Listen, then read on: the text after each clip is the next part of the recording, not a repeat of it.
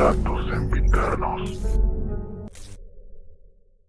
Muy buenos días, tardes o noches, sea cual sea la hora en que estén escuchando esto. La historia que están por escuchar la comparte una mujer que, durante mucho tiempo, calló lo sucedido por miedo a ser juzgada. Ella nos cuenta que hay recuerdos imposibles de olvidar por más que pase el tiempo, y que el instinto de una madre puede percibir el mal incluso antes de que éste se manifieste.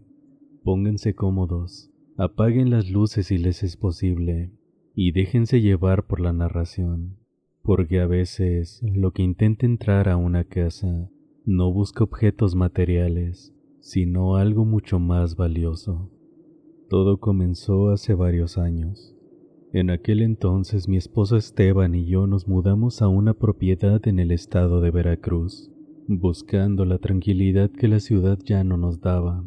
Yo estaba en mi 7º mes de embarazo. Era una etapa de mucha ilusión, pero también de una sensibilidad extraña. Sentía que mis sentidos estaban más agudos de lo normal. La casa era muy hermosa, pero esta tenía un defecto. Colindaba con una construcción vieja de piedra gris, donde vivía un hombre al que todos llamaban Don Arcadio. La gente del pueblo decía que este era un curandero, pero la energía que emanaba de su patio no era de sanación.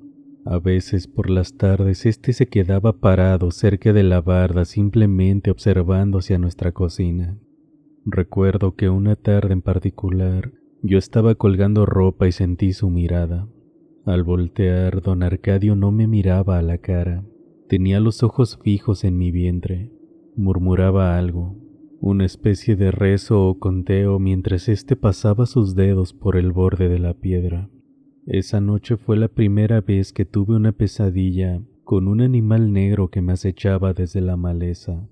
Pero la noche del incidente, Esteban tuvo que salir de viaje. Me quedé sola con Bruno, nuestro pastor alemán. La noche transcurría normalmente hasta que, a eso de las 3:39 de la mañana, un silencio antinatural me despertó. No se escuchaban los grillos ni el viento en los árboles. No se escuchaba absolutamente nada. Era tanto el silencio que lo más ruidoso era el ruido de mi propia respiración. De pronto, un golpe seco en el patio me hizo saltar de la cama. Al principio pensé que se trataba de un ladrón, pero Bruno, quien siempre era valiente, no ladró. Inmediatamente se metió debajo de mi cama sollozando, emitiendo un chillido que me heló la sangre. Me levanté con cuidado sosteniéndome el vientre y caminé lentamente hacia la sala. Fue entonces cuando un olor me golpeó. Era un aroma denso, insoportable. Olía a carne podrida mezclada con algo quemado. Me asomé por una rendija de la cortina de la sala y fue entonces cuando lo vi. Ahí había una figura moviéndose en el patio con una agilidad imposible. No era un hombre, pero tampoco era un animal común. Se movía a 4 patas, pero sus extremidades eran demasiado largas. Tenía unas patas traseras gruesas de bestia y una piel oscura que parecía pegada a los huesos. Aquella cosa se acercó a la puerta de cristal. Vi cómo sus garras largas, negras y afiladas, se apoyaban lentamente en el vidrio. La puerta se sacudía bajo su peso. Aquel ser comenzó a empujar con insistencia, como si supiera que la cerradura era lo único que nos separaba. En ese momento mi bebé comenzó a moverse con una violencia que nunca antes había sentido, como si él también quisiera huir de lo que estaba allá afuera. Me quedé paralizada en la oscuridad. Entonces, aquel ser pegó su rostro al cristal.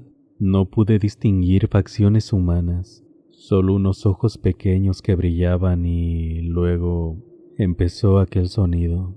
No era un rugido, era un llanto, un sollozo distorsionado como el de una persona sufriendo, pero era emitido desde una garganta que no era humana. Lena, tengo hambre.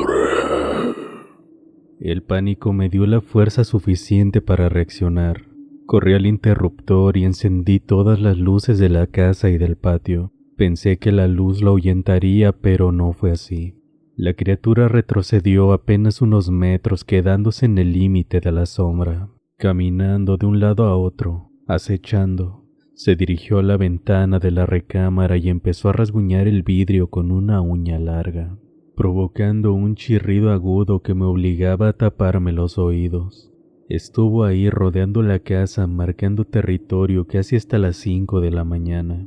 Solo cuando el primer rastro de luz grisácea apareció en el horizonte, escuché un salto pesado hacia la barda del vecino. Al amanecer, cuando Esteban regresó, me encontró en un rincón de la cocina llorando y protegiendo mi vientre. Salimos a revisar el patio.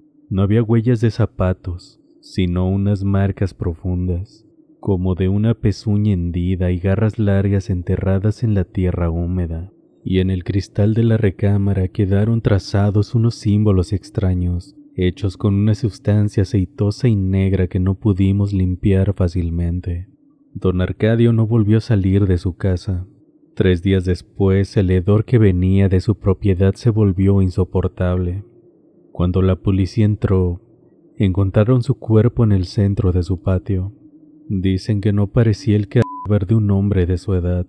Este estaba consumido, como si algo lo hubiese vaciado desde adentro. Nos mudamos esa misma semana y nunca volvimos a mirar atrás. Años después, cuando mi hijo Gabriel tenía 6 años, volví a revivir el miedo que sentí aquella noche.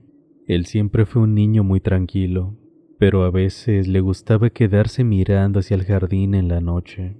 Sin embargo, en una ocasión sentí que el alma se me escapaba del cuerpo. Gabriel me preguntó por qué el señor de los dedos largos insistía en que le abriera la ventana. Yo solo lo tomé de la mano, cerré las cortinas y recé para que esa noche la criatura que vi en aquella ocasión no volviera a aparecer.